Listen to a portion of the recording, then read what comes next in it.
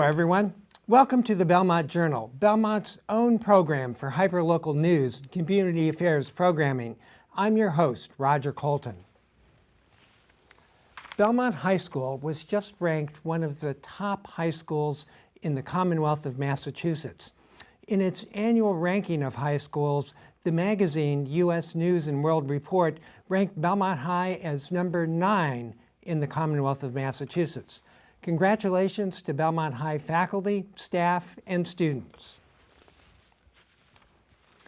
Belmont's curbside compost program is gaining steam. The campaign, called Belmont Compost, is seeking to reach a goal of 1,000 Belmont residents enrolled in the program.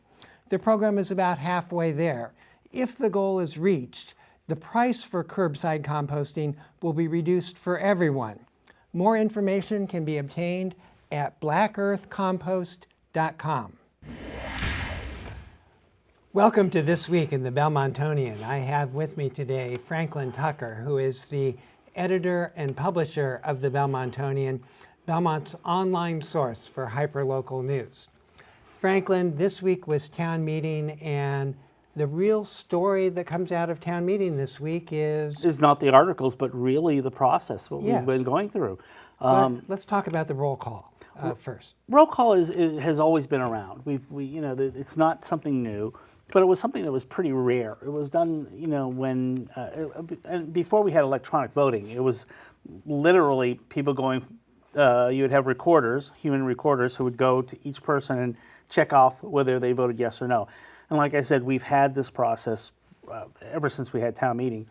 It's just that now, in this version of town meeting, we're seeing almost all the important or non-housekeeping articles being asked for a roll call. Because it's easy to do through the electronic voting system. That's right, and it's just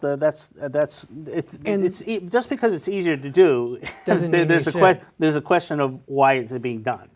And there were interesting results because the results of the roll call votes were different from the results of the non-roll call votes. Yes, and in fact, in one measure, which was the moderator's term, switching it from, or hoping to switch it from a 1-year to a 3-year term, and which would just bring continuity. And there's a lot of reasons why you'd want to do that.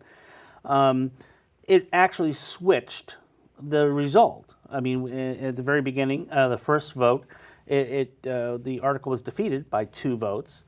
Then the roll call was asked. Well, it turned out that 4 people showed up, or there was a difference of 4 votes.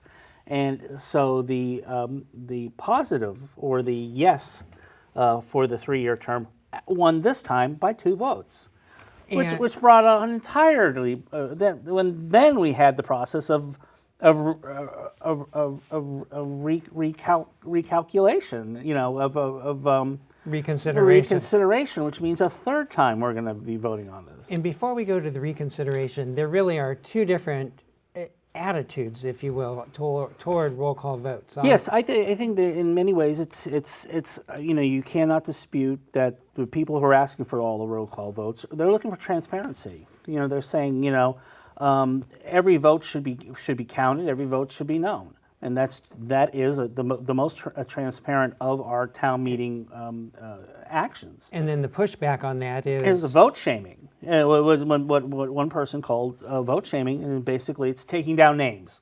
We're going to know what you did for every vote, and if you have an unpopular stance, we're going to hold you accountable. We're going to hold you accountable.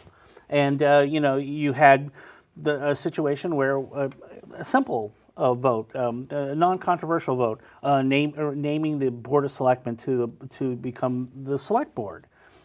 Well, why do you need a roll call vote for that? Yes. And what we saw is that people, whether they were afraid or they didn't want to be known, they switched their vote. So the margin of victory, or the margin of acceptance, grew, while the margin of saying that they didn't want it fell precipitously. So what actually was the cause of that? Was it people just didn't want to be known that they would be old-fashioned enough to vote against this name change. And does that change democracy? I mean, does that hurt democracy? I mean, if you feel that I don't want to be part of the unpopular group, that you're always going to vote, in the majority. And it presents an interesting question. Are town meetings there to represent their constituency, or are they, once they've been elected, should they vote their own conscience? Well, that's part of democracy. I mean, there's John F. Kennedy talked about profiles in courage, voting against the groupthink. People in the South, Democrats in the South, voting for civil rights. Doing the right thing. Maybe your conscience says, why are we getting rid of this tradition? It makes, I can understand why everybody else is doing this, but maybe there should be a voice that says no. Yes. Okay, there will be a reconsideration of the moderator next week. We'll talk about that next week. Thank you very much. Welcome to This Week in the Belmont Citizen-Herald. I have with me today Joanna Tzouvelis, who is the multimedia journalist for the Belmont Citizen-Herald and Wicked Local Belmont, Belmont's online and print source for local news. Joanna, the weather has been sad in Belmont in the last week or two. It's sort of reflective of much of the mood in town nowadays. Can you fill us in? Absolutely. I would say it's definitely reflective of the mood. A young Belmont High School student, 16-year-old Cleo Theodoropoulos, died suddenly on April 22nd, about 6 days after being diagnosed with Ewing sarcoma. And it just really took everybody by surprise. She touched so many lives in her short time. There's really been an outpouring of grief and of support for the family. There was a purchase from Chocolate Dreams. Yes, from an anonymous, someone who wants to remain anonymous, purchased 500 yellow balloons. Yellow was Cleo's favorite color. It also happens to be, and this I'm sure had nothing to do with why they chose this color, but it does happen to be the awareness color of that cancer, Ewing sarcoma, ironically. But what they did is they purchased these balloons anonymously, and then they distributed them throughout town. So you'll see bouquets of yellow balloons along Belmont Center in front of stores. You'll see them in front of Belmont High School. There's a really nice sign that the field hockey team, which she was a member of, created on the fence in front of Harris Field with her name spelled out in cups, Cleo, surrounded by yellow balloons and flowers. In the courtyard at Belmont High School, they have these beautiful yellow bouquet of balloons. So when I spoke to her mother, Amanda McCarthy, we actually communicated via email. She wanted to make sure the obituary was posted and put in the paper. But I said to her, I would really like to write a tribute in honor of your daughter. And she said she would much rather have me write a tribute thanking the Belmont community and recognizing them for all their support that they've shown, and also because she believes they shaped who her daughter was. And now there is a GoFundMe page by the high school kids. The field hockey team started a GoFundMe page just about 4 days ago, and in that short time, 300 people have donated $17,000. It's exceeded the $14,000 goal, and the funds raised will go to the Dana-Farber Boston Children's Cancer and Blood Disorder Center, which hopefully will someday find a cure for this very cruel disease. Well, let's keep Cleo's family in our community's hearts and our minds. On another note, there is exciting news in Belmont. There is a television production occurring in Belmont right now. That's right. And it really is exciting. Ivy Road, which is a very quiet Belmont Hill neighborhood with just 9 homes on it, has been transformed into a television series set, produced for Paramount Television. Yes. So when you drive, if you drive up there, you can actually watch what's going on. You can just go to Lawrence Lane, and at the corner of Lawrence Lane and Ivy Road, there's a road barrier. They'll allow you to stand behind the road barrier and watch. And hopefully see Michelle Dockery and Yes. or Bill Evans. Yes, I had the opportunity. Chris Evans. Yes, Downton Abbey actress was doing a jogging scene the first day when I went by, and the other day I saw actor Chris Evans, and they were doing a scene with, and actually there was several fake news vans all over the neighborhood for one of the scenes, because he's a father whose son, 14-year-old son, was accused of murder. It's Defending Jacob is the series. It's based on a best-selling, New York Times bestseller by William Landay. And I'm telling you, it's really something. So I had the opportunity to meet one of the residents in that neighborhood, 26 Lawrence Lane, Immaculata DeVivo. She invited me into her home. We sat in her dining room, and we had front row seats from her dining room window to see what was going on. And she's very excited about it. She said they've been very accommodating, and it's only an inconvenience for about 10 days. And when it's over, she knows that things will get back to normal over there. But it was exciting because there were fans. I got to interview the fans, and I took some video of them. And we're going to watch that video right now. I'm Sarah, I'm in 9th grade, and I'm here because I'm a huge fan of Marvel and Chris Evans. I'm Caroline, I'm also in 9th grade, and I'm also a huge fan of Chris Evans and the whole Marvel franchise. Do you think you'll get to meet him today or this week? We hope hope so. so. I saw him yesterday, so that was interesting. Yeah. So we're really hoping we can. Hoping to see him. Yeah, it'd be awesome. Do you plan to come every day as long as they're here? As many times as we can. As we can, yeah, with our schedules and stuff like that. Yeah. And I applied to be an extra, so hopefully that'll work out. Yeah. So if you do get to meet him, what do you hope to do? Get your picture with him? Yeah, Get a picture, maybe an autograph. That would be awesome, yeah. Especially since he's not doing like the Marvel movies anymore, it'd be really cool to like meet him and stuff. Yeah. And why are you here? What are you doing? And why did you dress like this? How are you dressed? What are you wearing? Captain America, Yeah. Why? Why are you dressed like this? because Are you a fan of Captain America? Have you seen the movie? Did you see the new movie? Not yet. Can I see your cape? Can you turn around so I can see your cape? Oh, I love it. I love it. Richard Sliney is a Belmont resident with Parkinson's disease. With the studio urbanity dance director, Betsy Grave, they are offering a Dance with Parkinson's class at the Beach Street Center here in Belmont. Richard tells the Belmont Journal what he gets out of it.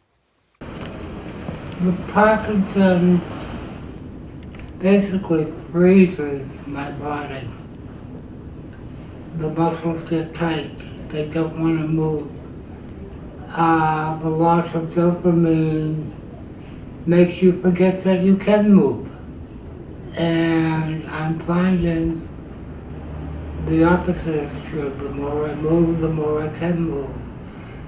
Because at the end of the hour and a half, I am more limber. I am feeling healthier. I'm feeling more social. And we have a lovely group of dancers. All of us come from different backgrounds. But when we come together on Betsy's dance floor, we're equal.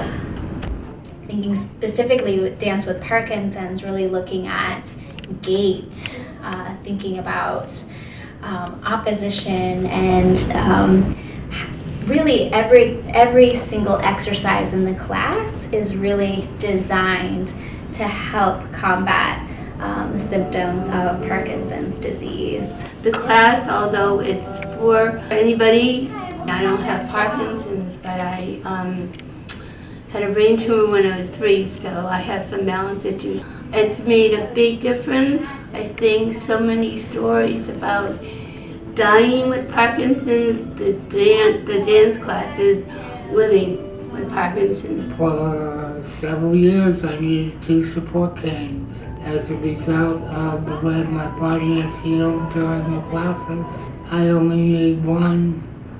And a lot of times I go around with not needing any canes. And the music and the movement and the love have all helped me heal. I think dance is really unique in that it is certainly an expression of the soul, so it's a creative outlet. It's unique in that it's community, it's people actually physically coming together, which is becoming, I think, more and more rare. It's also physical. It's a really great workout. We talk about strength, we talk about flexibility, coordination, mobility. You know, I got hit by a car last fall, 2 fractures in my right leg, and the dance class became my physical therapy. And all my doctors were going, how come you're healing so fast? It's the spiritual gift that the class gives me. It's the healing, it's the comfort, it's learning how to live again. There are 2 free classes left. Grave and Sliney are now seeking funds and new enrollment to continue to offer the class at the Beach Street Center. The 2018-2019 school year was the pilot year for Belmont High's capstone program for Belmont High's senior students. The year-long projects were on topics that the students chose themselves. The projects ended with tangible objects ranging from podcasts to artwork and more. So for my capstone project, I did a presentation in class on food. I did fashion trends in media and how fashion has changed over time. I created a documentary on law enforcement and society today. So the topic is comparative mythology. So they had some choice for their final products, and we left it open to them.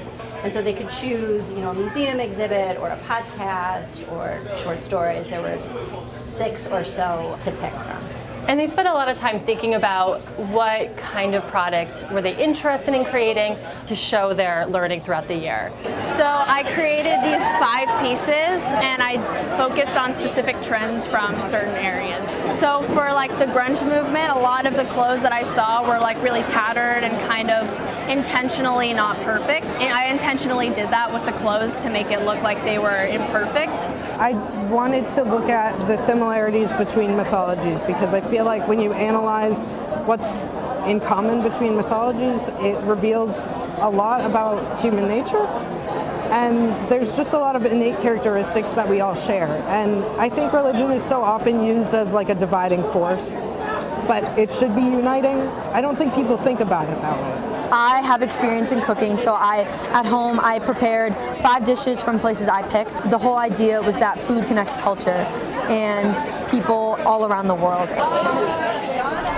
So on September 11th, I remember it quite vividly. I was running radar. I was a patrol officer, and I was running speed radar on White Street. And it was a beautiful day. And I remember wanting to become a police officer, I try to show that law enforcement is a really dangerous career, and they go through a lot of sacrifices, and that they're humans too. They have emotions. They have families. They go through everything a normal human does, but with all that more pressure that comes with the job. So I think for most of them, they really felt passionate in ways about their topics and the sources that they were using to create these projects in ways that I really haven't experienced before. There were some personal connections for lots of them, and I think it made the whole process more meaningful. I overheard one of our students say that the capstone was so easy. And of course I initially cringed, and then she said, because I loved learning about it, so it was easy because I loved what I was doing. I was really excited to be in this program because I love this topic. This is work that I'm going to be proud of in the future and means a lot to me and I can build off of. It was the best alternative to a senior project I could have ever asked for. My friends came over right before I brought it all into school, and they all were like, "Lindsay, this is so you. This is exactly what I imagined you doing." And I was like, "I know, it's amazing. This is it." Here's the Belmont Media Center's Jane Peters to tell us about all there is to do in Belmont in the coming week. Hi everyone, I'm Jane and this is your community calendar for next week. Do you have a couple Victory Royales under your belt? Prove your Fortnite skills at Belmont Public Library's Fortnite Frenzy Solos Tournament on Monday at 3. This Battle Royale is limited to grades 6 through 12 and you do not need to be a library member to attend. Sign up is required on the library's website. Does your child know how to chop parsley, dice an onion, or roll cut a carrot? Knowing how to use a knife correctly and efficiently is one of the most useful skills to learn while cooking. Children in grades 3 to 5 and 6 to 8 can learn knife skills along with lots of hand-on practice while making salsa. Register for either Tuesday or Wednesday's workshop at chopchopfamily.org. In 1942, a tragic fire in the Coconut Grove Club killed nearly 500 people and burned through the heart of Boston. You can recount the events that led to the fire and its enduring mysteries with author and journalist Stephanie Sharo at the Beat Street Center. Discuss the fire and share your own stories of the Grove on Tuesday at 5:30. Celebrate the benefits of walking and bicycling in Chenery's Walk and Bike to School Day on Wednesday. Walking or bicycling helps kids incorporate physical activity into their daily routine, encouraging habits that can last a lifetime. We encourage you to participate by walking or biking to school Wednesday morning. Join QV and Craft Beer Cellar in a cheese pairing showdown on Thursday at 6. Sign up to taste through 4 cheeses expertly paired with both wine and beer. You be the judge of which pairing is best. Register on Eventbrite. Belmont firefighter Ross Vona visits the Beach Street Center on Friday at 1:15 to present fire safety tips and techniques for people with visual and hearing impairments. Learn about the latest smoke detectors, alarms, and steps you can take to keep people with disabilities safe in the event of a fire. Bedtime stories, dice, and forgetfulness abound in the annual student-directed one-act play festival at BHS on Friday and Saturday. The 10-minute short plays directed by PAC members are a mix of comedy, drama, and everything in between. View a complete list of plays along with showtimes and tickets at bhs-pac.org. And that's all for next week. If you'd like your event featured in Belmont Journal's community calendar, you can send your event info to Jane at belmontmedia.org. Belmont's Unitarian Universalist Church held its 65th rummage sale this past week. Called this year the greatest sale on earth, the sale attracts between 400 and 500 shoppers. I had the opportunity to sit down with Kathy Crowley, one of the organizers of the sale, to talk about the origins of the sale and what it hopes to accomplish. Hi, I'm Kathy Crawley, and I'm a member of the First Church in Belmont. This is the 76th annual rummage sale at First Church. The origins of our sale were in the Boston Lend a Hand project in the 1890s, which was established to help needy families. Last year we had over 140 people helping out with the rummage sale. The sense of community that develops between people who know each other, people who don't know each other, people who work together on a team to figure out, I wonder how much we can charge for this antique tea set. I know a lot of people in my age group are saying, I'm really trying to not take anything else into my house. Well, you can always find something. I love Nancy Drew books, and there are 3 Nancy Drew books that I have my eye on. I found some slippers, some antique napkins that can be used at the end of the rummage sale. There, despite all that we sell, there's a mountain of merchandise that's left over. So we have a program called Adopt a Charity. And right at the end of the rummage sale, designated charities come and get to shop for free. We have Cradles to Crayons represented. The Grow Clinic at Boston Medical Center is always looking for board books. Restoration Project here in Belmont that does a wonderful job. They shop our sale at the end and then are able to resell those items. So we still have a lot of goods left over after those charity shoppers have come. So we hire a moving van to come, take everything else out of the church, and truck it to the Goodwill store in Davis Square. There is nothing that carries over. Well, that's it for this week's edition of the Belmont Journal. As we sign off, let's watch what else is available on the Belmont community programming stations produced here at the Belmont Media Center. Thanks for watching. I'm your host, Roger Colton, and I will talk to you again next time.